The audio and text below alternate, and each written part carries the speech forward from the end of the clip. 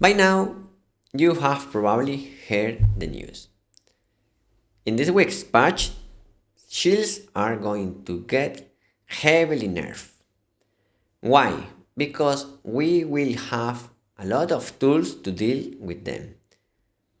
In this video, I'm going to explain you why and what's actually changing for the crossbow, the bow, and the wand. So first, what's changing? So far, how do we deal with shields? We have, for example, weak point shot, right? With the weakened shield specialization. We have deadly marker.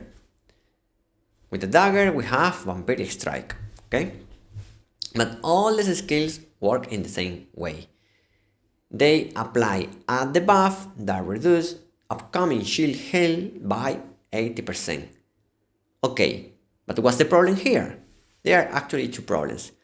First, it's a weaken, and a weaken can be cleansed, okay?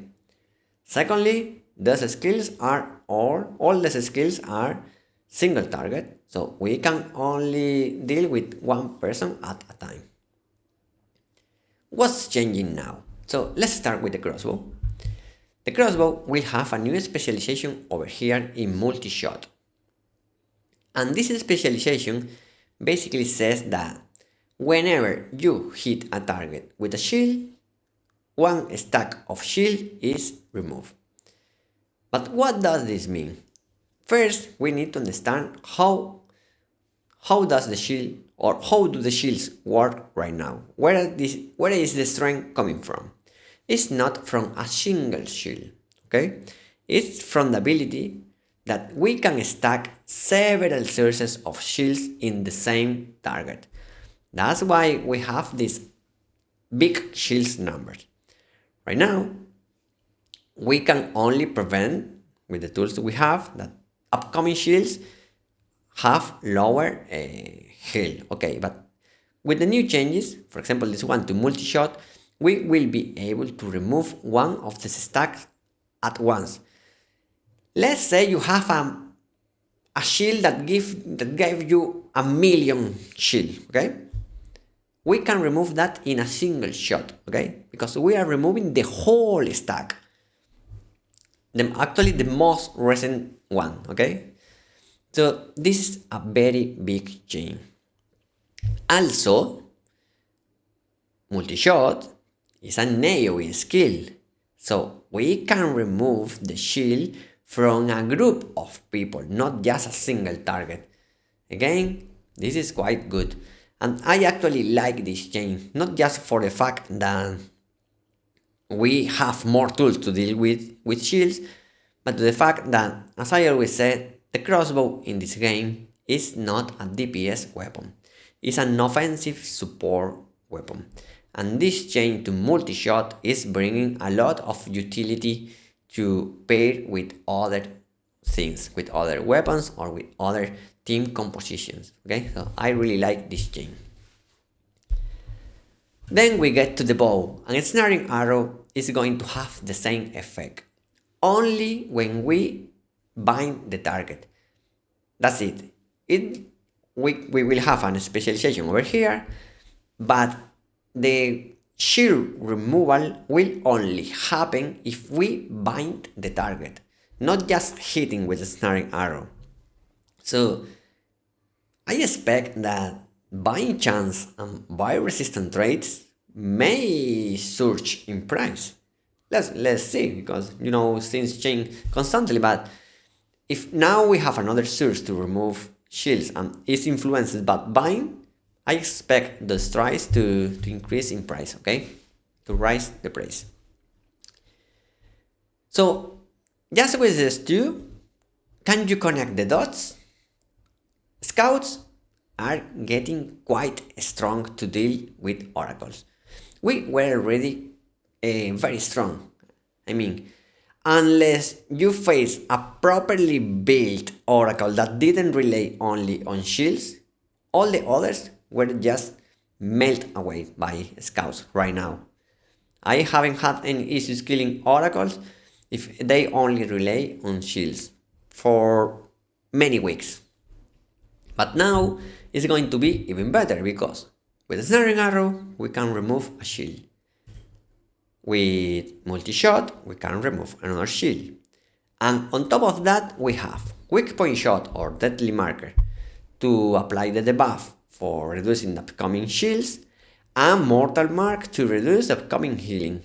And also the upcoming healing, I don't remember if not really Mortal Mark, so it's not the case here, but many other skills that are reducing incoming healing are being boosted as well from 6 to 9 seconds, okay? You will need to check the patch note for that.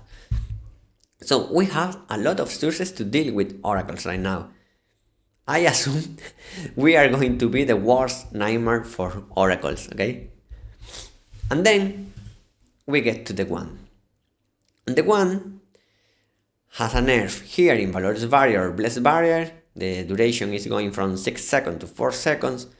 And then there is a chain that many people are getting wrong, including myself. My first impression was like, what the hell? But then, properly reading the patch notes, I understood what's going on.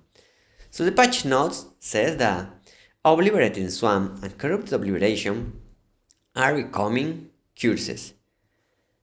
But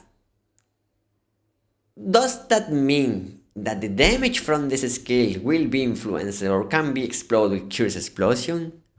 No. Upon properly reading the patch note, it clearly said that what's changing is that the weakened Apostles Curse, the fact that they added a few weeks ago to reduce damage reduction, is becoming a curse. You can see it over here in this Gemini translator from the official patch notes, not from the game's Latin sites that everyone uses, but from the official patch notes. This thing over here translates to this, okay?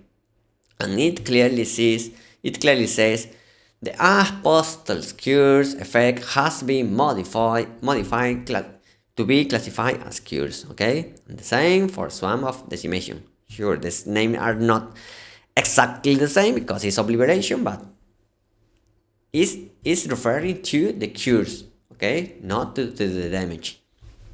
And you may be wondering, okay, what's the benefit then? The benefit is that, read this for example. On hit has an 80% chance to apply Awakened Apostle's Cures that reduces damage reduction by 40 for 3 seconds and stack up to 5 times. Okay.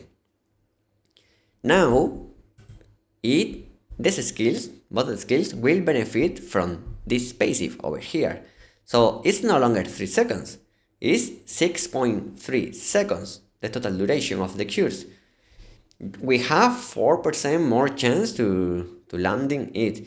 We don't know if it's a flat 4% chance to make it 84 or this just a 4% to the existing 80%, which is pins, it's nothing, okay? On top of that, we have this mastery over here that also increases the duration. So at the end of the day, we can apply the curses for 7.3 seconds. That's the whole chain. It's nothing related to damage. It's nothing. This skill will not benefit from this, for example, from this mastery over here, because this is damage over time. They will not benefit from this because this is cures damage over time. They will not benefit from Devotion and Emptiness because again is skill damage over time. They will not benefit from Curse Explosion. They will not contribute to Curse Explosion because Curse Explosion explodes, cures the remaining cures damage over time, and this skill don't do damage over time. We may say Obliterating Swamp is actually doing damage over time, but it's not. It's placing a fountain or a swamp, and if you are inside the fountain or the swamp, you are getting damage every second, I think it was. No, actually every 0.5, every half a second. But it's not damage over time. You move away from the fountain or the swamp and you don't get damage, okay? It's not the same. It's not a curse like Touch of Despair, Teven, Corrupted Magic Cycle, or the Kaijin Tooth.